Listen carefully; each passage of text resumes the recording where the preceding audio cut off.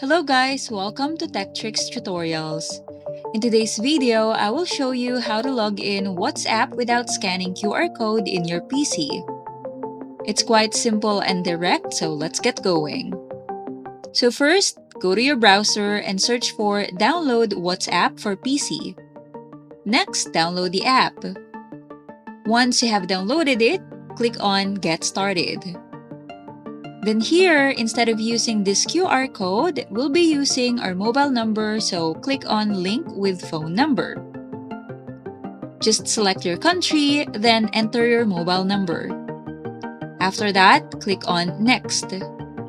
Then on your phone, this notification will appear, so just tap on Confirm. Then enter this code on your phone. After that, tap on Link a device.